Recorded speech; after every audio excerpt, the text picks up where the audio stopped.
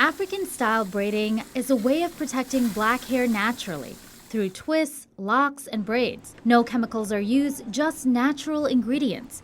It's a practice usually passed down from generations. Today, basically, I'm doing a lock maintenance, a lock retwist, cleaning up the lock shaft just to keep the locks healthy and nourishing. Diamond Grayson is a licensed natural hairstylist in Chicago, where the state requires 300 hours of classroom and practical experience. Across the country, hair braiding requirements are inconsistent. 26 states don't require licensure at all. Some states require specialty license with 50 to 500 hours of training, while more extreme states, like Idaho and Montana, require a cosmetology license and 2,000 hours of training. For comparison, it takes an average of 150 hours of coursework to become an emergency medical technician, a job where you're helping save lives. Not only is licensure time-consuming for some students, but costly as well. This inconsistency raises a question not only within the hair braiding community, but nationally. Should hair braiders be licensed at all? The notion of regulating black hair is not new. It has roots in American history. Black hair was regulated by slave masters who shaved the hair of enslaved people of African descent as a means of control and punishment. In October of 1670, a Virginia law directed slave masters to give repeated runaway slaves a hair close cut. Ann Cobb says even the hair of free blacks were regulated. In the 18th century, a New Orleans governor administered the Tenon Law that required free black women to bind their hair in handkerchiefs rather than adorn it with feathers or beads.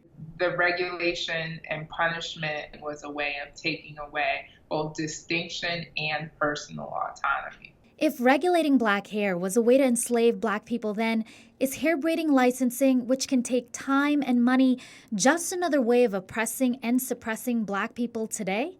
Licensed hair braiders we spoke to say it's not about limiting black hair expression, but rather protecting consumers by training stylists on the basics of health and hygiene. If you went to the doctor, would you be okay with somebody who didn't go to school to be a doctor? Your basics come from school, absolutely. When you go to school, they teach you things about sanitation, they teach you things about marketing, biology of the scalp, face. They teach you about certain disorders like alopecia, the different kinds of alopecia, what causes them.